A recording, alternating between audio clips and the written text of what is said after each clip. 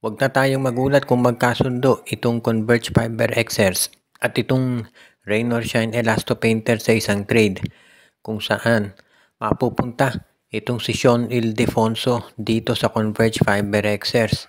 Tamang-tama, makakasama niya yung kanyang kapatid na si Dave Ildefonso na maglalaro na rin malapit na para dito sa Converge.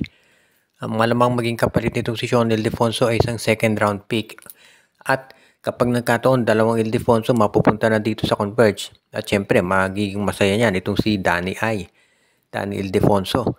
Sa ngayon, itong Converge Fiber Xers sa tingin ko halos kompleto na yung lineup nila at hindi na nila kinakailangan ng isa pang tinatawag na superstar dahil ang lakas na ng starting five nila. Ang kinakailangan nila ngayon ay yung mga bench players na magsusupport para dito sa kanilang mga starters, yung mga role players at bagay na bagay dyan, itong si Sean Ildefonso. Siyempre, pag nandiyan na si Sean at si Dave Ildefonso, mas magiging malalim yung bench ni Delta Pineda at pwede na niya itong magamit para dito sa Converge.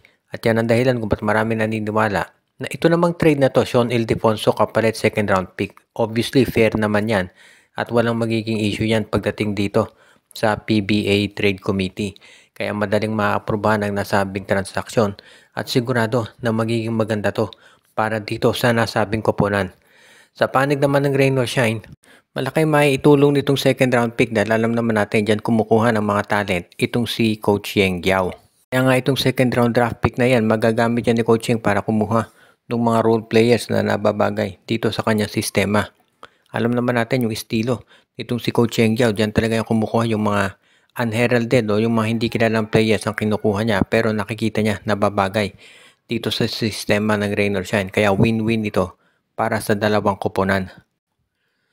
Samantala naman buo na yung quarterfinals cast pagkatapos manalo ng Ginebra at ng Phoenix kagabi. Dahil dito, eliminated na itong Terra Firma, Phoenix, Titan Ultra at itong Blackwater. At bukod sa pagkapanalo ng Ginebra, nagkaroon pa sila ng tsansa na kahit paano buo pa yung chance nila na magkaroon ng twice to beat advantage dahil medyo magaan yung schedule nila ng mga susunod na games.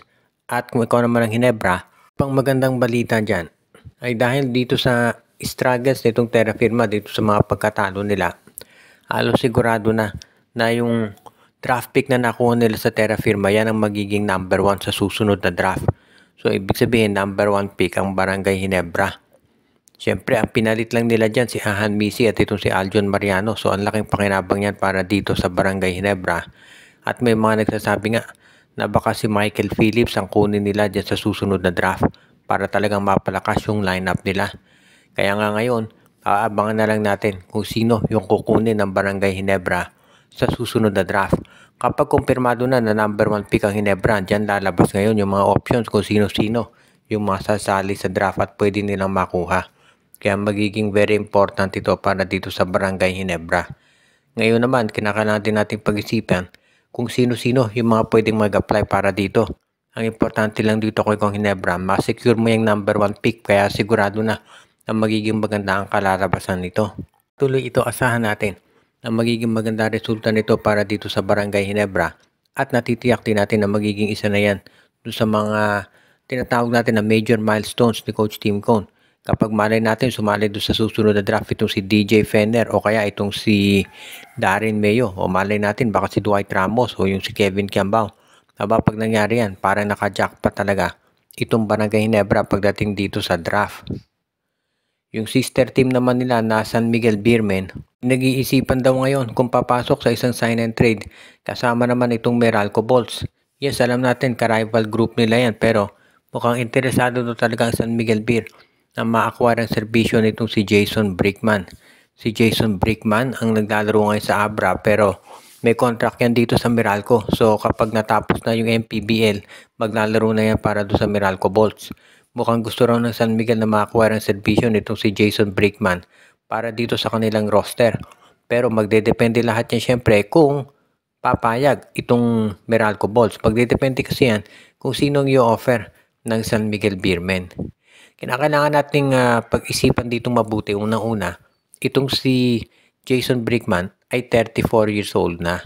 So, hindi na to yung masasabing rookie na bata pa.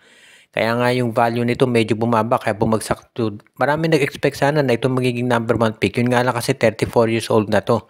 So, kung magte-trade ang San Miguel, baka pwede na si Wami Tiongson na ipalit dito kay Brickman. Kapag yan ay nangyari, sa tingin ko, magiging maganda naman ang kalalabasan nito para dito sa SMB at sigurado naman na magiging isa yan dito sa aabangan natin. Kung sakasakali na mapunta sa San Miguel to si Brickman, malamang itong si Tiongson o kaya si Miller at si Chris Rosales ang ititrade nitong si Coach Leo Austria. Magiging magandang asset itong si Brickman para sa San Miguel. Dahil yung gustong laro ng San Miguel, siyempre yung mga veterano na, yung ready na mag-contribute at dyan nababagay ito si Jason Brickman para sa kanila.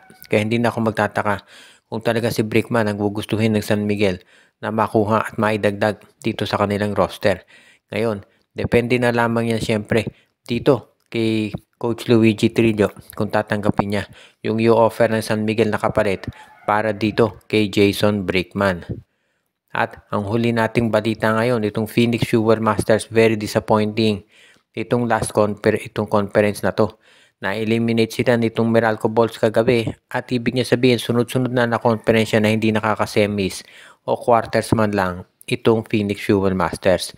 At yan ang dahilan kung ba't marami naniniwala na baka ito yung isa pang team na mabenta. Sa totoo lang, mas magandang mabenta itong Phoenix kaysa dito sa Terra Firma dahil mas marami silang trade assets. Maraming mga fans ang gusto ang Phoenix manatili sa PBA pero dahil nga dun sa financial reasons, baka hindi na ito magtagal dyan.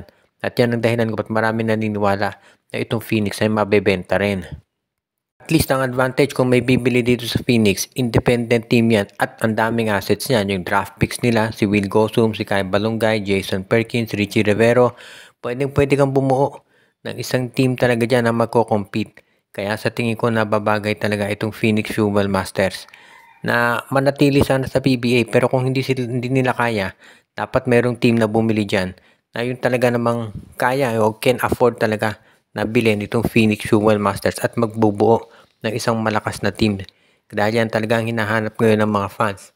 Yung team talaga na ready na lumaban para dito sabihin na natin sa PBA. Kaya nga aabangan natin kung ito'y matutupad. Ang importante dito kung ikaw ang Phoenix, siguraduhin mo na kung ibebenta ngayong kuponan ay mapupunta doon sa buyer talaga na magiging seryoso na mag-compete dito sa PBA.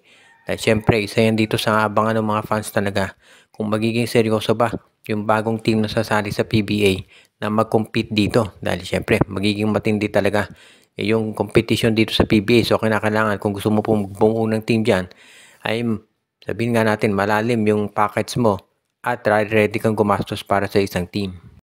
Binabati natin yung ating mga taga-subaybay na sila Joshua Giray, Espejo at Rosales family, si Jonel Alagon, si Michael D, si Anthony Alon, si Mon de Guzman, si Katsakino Dukusin, si Dexter Domer, si Malyari Mascarinas, si Ireneo Salangsang, si Jonel Alagon at yung iba pa.